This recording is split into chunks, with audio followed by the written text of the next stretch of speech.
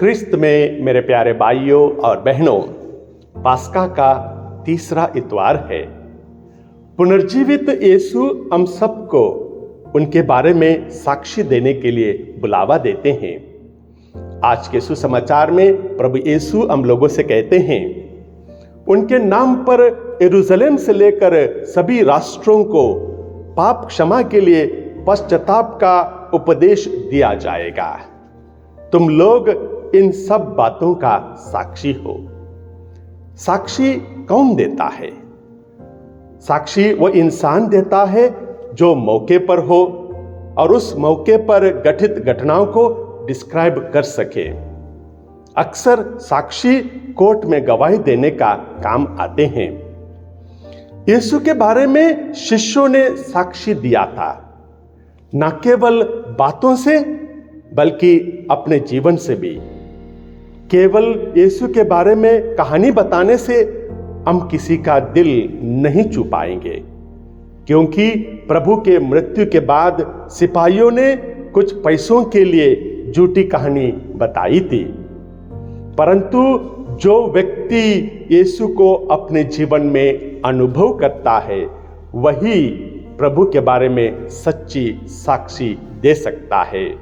प्यारे भाइयों और बहनों, ऐसे तमाम लोग हैं जिन्होंने यीशु को अपने जीवन में अनुभव किया था और उन्होंने यीशु के बारे में अपने जीवन द्वारा साक्षी दिया था।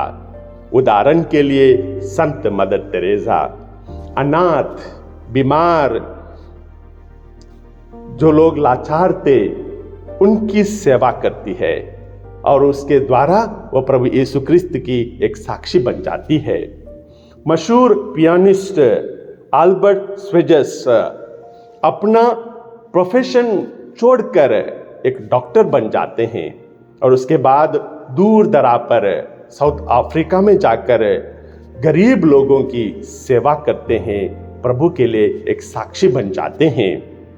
ब्रायन स्टेनबर्ग वॉशिंगटन यूनिवर्सिटी के मशहूर पॉल वॉल्टर खिलाड़ी थे और वे एक बार जिम में जाते हैं, एक्सरसाइज करते समय गिर पड़ते हैं और चोटिल हो जाते हैं। गर्दन के नीचे से लेकर वे पैरालाइज हो जाते हैं। अपने सिक बेड में वे प्रभु यीशु को अनुभव करते हैं और उस अनुभव को वे व्हील चेयर में बैठकर तमाम लोगों को प्रभु के बारे में अपना अनुभव शेयर करते हैं। प्यारे भाइयों और बहनों, व्यस्त जिंदगी में हर कोई थोड़ी शांति, थोड़ा प्यार चाहता ही है, नहीं तो जिंदगी नरक बन जाती है। इसलिए आध्यात्मिक जीवन को संवारना बहुत ही जरूरी है। प्यारे भाइयों और बहनों, जॉनी छोटा लड़का करीब 8 साल का था। उसके दिमाग में एक बात चल रही थी कि उसे प्रभु यीशु से मुलाकात करनी है। और एक बार वो स्कूल से वापस लौट रहा था। यही सोच उसके मन में थी कि मुझे प्रभु यीशु से मिलना है। और उसका घर पार्क क्रॉस करके जाना पड़ता था। उसके पास अपना स्कूल बैग था, हाथ में टिफिन थी और अकेला घर वापस जा रहा था। जब वो पार्क क्रॉस कर रहा था, पार्क में एक कोने में एक बूढ़ी माँ बैठी हुई थी, दादी माँ बैठी हुई थी। उदास थी, भूखी थी और दुखी दिख रही थी। जॉनी सोचता है उस बूढ़ी माँ के पास जाए। वहाँ जाता है और अपने पास जो चॉकलेट था वो बूढ़ी माँ के सामने रख देता है। बूढ़ी माँ जॉनी को देखकर, उस चॉकलेट को देखकर बहुत सुंदर से मुस्कुराती है और उस चॉकलेट को ले लेती है। उसके बाद जॉनी उस बूढ़ी माँ के बगल में बैठ जाता है। वो भी मुस्कुराता है, धीरे धीरे से बातें करने लगते हैं और उसके बाद जॉनी अपने बैग में और कुछ खोजने लगता है। उसके पास बिस्किट की एक छोटी सी पैकेट थी, उसमें 5 बिस्किट्स थे। उसे खोलता है, बूढ़ी माँ के सामने रखता है। उनमें से 2 बिस्किट्स ले लेती है, खा लेती है बाकी 3 जॉनी खा लेता है। बहुत सारे बातें करते हैं दोनों और बड़ा अच्छा लगता है, दोनों को खुश हो जाते हैं। कुछ समय के बाद जॉनी अपने घर जाने के लिए उठता है, दादी माँ के गाल पर एक पप्पी देता है। दादी माँ बहुत खुश हो जाती है, मुस्कुराती है और खुशी खुशी से जॉनी अपने घर की ओर जाता है। माँ अपने घर के दरवाजे पर ही खड़ी थी। जॉनी को खुश देखकर जॉनी की माँ जॉनी से पूछती है, आज तुम इतना खुश क्यों हो? तब जॉनी कहता है, माँ मैंने आज प्रभु यीशु से मुलाकात की है।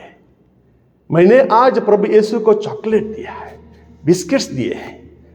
माँ प्रभु यीशु बहुत सुंदर से मुस्कुराते हैं, बहुत अच्छे हैं, कहानियां बताते हैं। उधर दादी माँ धीरे से उठकर अपना घर जाती है। वो अपनी बहन के साथ रुका करती थी और जब वो घर पहुंचती है, उस दादी माँ की बहन उससे पूछती है, आज तुम इतना खुश क्यों हो? तब दादी माँ कहती है, मैं इसलिए खुश हूं कि मैंने आज प्रभु यीशु से मुलाकात की है।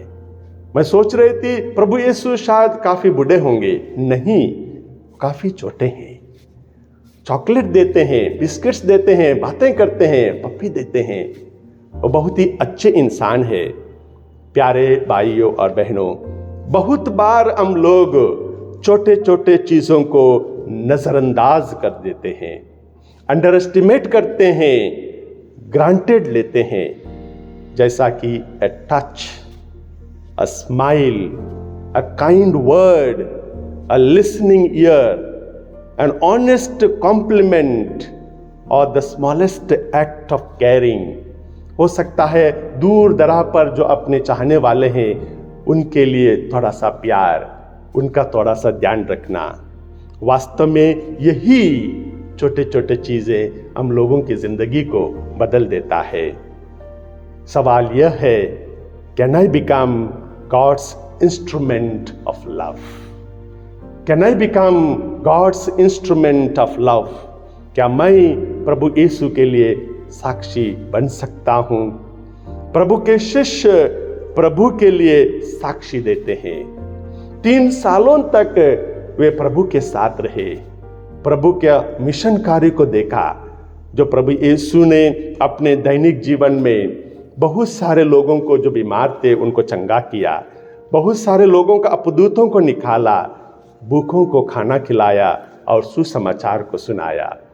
ये बातें देखकर या बातें सुनकर शिष्य अपने आप को गर्व महसूस कर रहे थे होंगे, परंतु पुण्य शुक्रवार के दिन जो घटना घटी थी प्रभु के साथ, उसे देखकर शिष्य घबराए हुए थे, दुखी थे, क्योंकि प्रभु को कटघरे में खड़ा किया था, प्राण दंड दिया था, क्रूस ढोकर वे कलवारी पहाड़ गए थे, उन्हें क्रूसित किया था।